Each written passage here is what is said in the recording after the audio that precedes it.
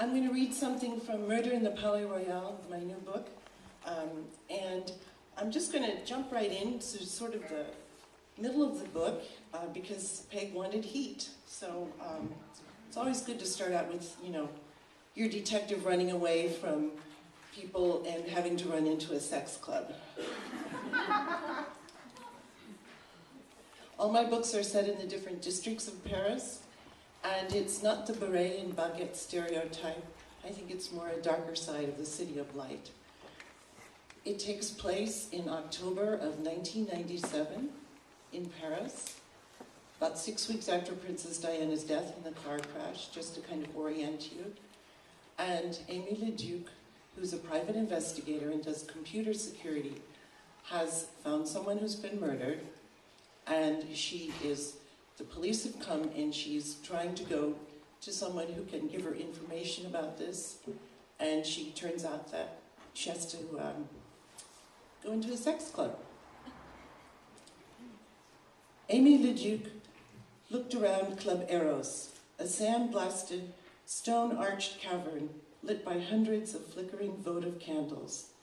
Floor to ceiling, red silk panels billowed in the breeze of a fan whirring somewhere. A dense humidity mingled with the sense of perfume, peppermint lubricant, and other odors that Amy didn't want to explore. First time, and the last, she thought. The voice belonged to a balding man in his 50s, wearing spandex bicycle shorts, and nothing else. His chest glistened with oil. This was one membership where she wouldn't get her money's worth. She'd been forced to join the club. I love to show novices the ropes, he said. She recognized him as a well-known left-bank literary critic. His picture appeared often in the weekly book review section Renée read. I've never seen you at a Pluge et Noir night. So they'd adopted Stendhal's title for a sex club event? An échangiste, a swingers club, with literary pretensions? Use a little rire du coude, elbow grease, moaned a woman from a cubicle. Amy shuddered. This might relax you. He offered her a black and white Pierrot mask. Join my wife and me. Ménage à trois weren't on her agenda tonight, or ever. She had to get out of here as soon as the fleeks left the courtyard.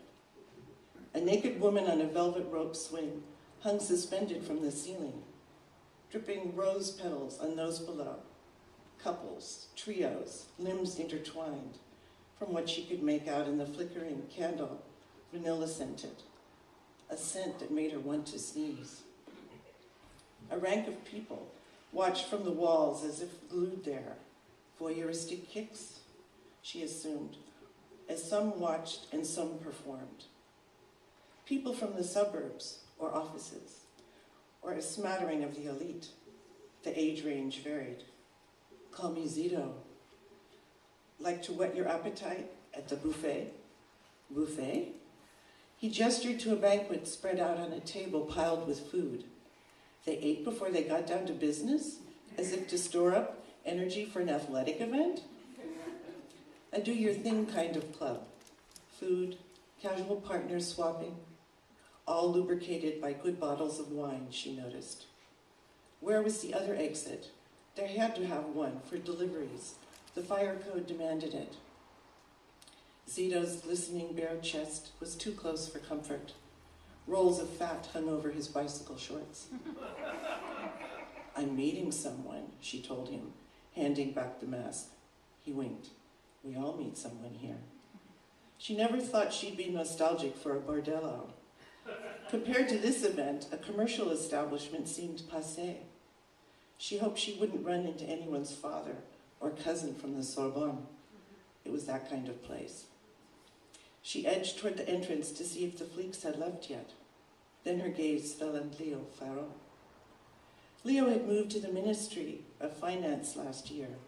He'd avoided her calls after she'd done him a favor, a big-time favor, on his credit authorization in return for giving her entry into the police database. Not that she felt like catching up, especially since he was wearing a cloak and she imagined nothing underneath. But he owed her. And she'd kick herself if she didn't grab this opportunity to dig for a connection to Trakfin, the financial police. You swing, Leo? His eyes glittered. Call me a gangster of love, Aimé, Frost said. Self-important as usual. But you're dressed, Aimé. Get into the swing. Leo pronounced it, swing. How's life at Bercy, Leo? People in the know referred to the Ministry of Finance by its location, even though it had moved there 10 years ago. Forget it, Aimé. I come here for pleasure, enjoyment, not work.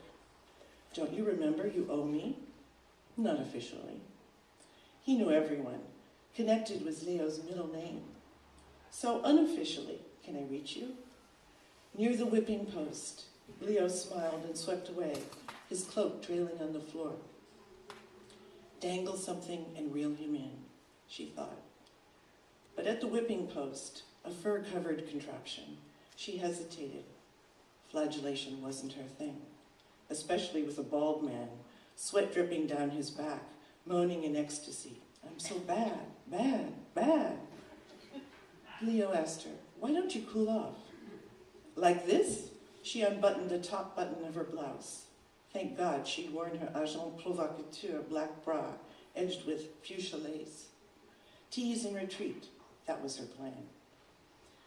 Her last button undone, she shook her hair back, then forked her fingers through her hair. You will serve me. She directed Leo to the cubicle behind him. Now. Yes, mistress. Leo, abject and wanting domination. She'd guessed right. She'd used this opportunity to worm a name out of him, and with luck, avoid that cape and what was under it.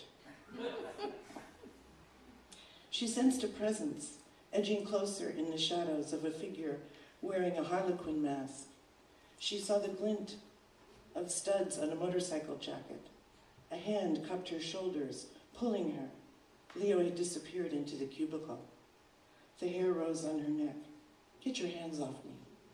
I think you and I belong together. The grip tightened, like a vise digging into her skin, tugging her behind the billowing red silk panels. She leaned down, biting his knuckles hard. The hand let go. A yelp of pain was muffled by the mask he wore. The exit. Where was the exit? She ran behind the silk panels, reached the door, and slipped outside.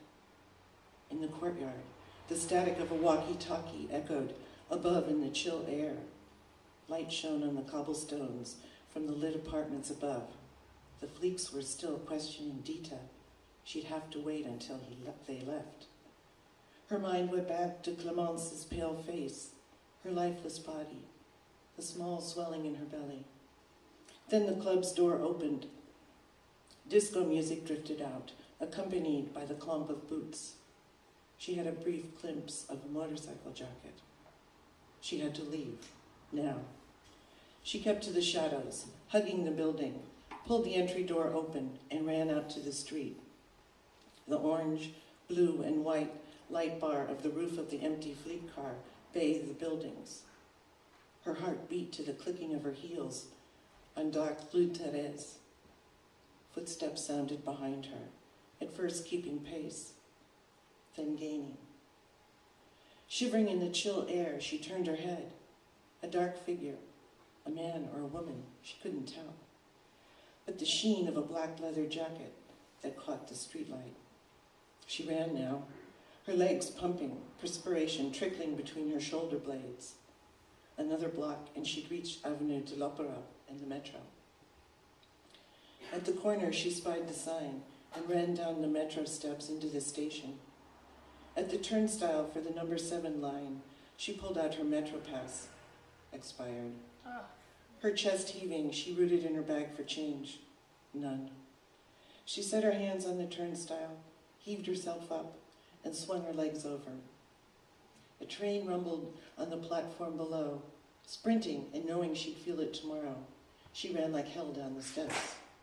She regretted that last cigarette, 3 weeks, 2 days, and 4 hours ago. She caught the train's doors as they started to close, pulled them apart with all her might. and ducked inside. A man peered at her from behind a newspaper, then sniffed in disapproval.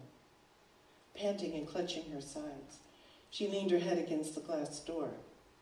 A figure ran onto the platform as the train pulled out of the station, the mech who chased her from the club. But the train picked up speed. The smell of burning rubber and the screech of metal took over as the train entered the tunnel.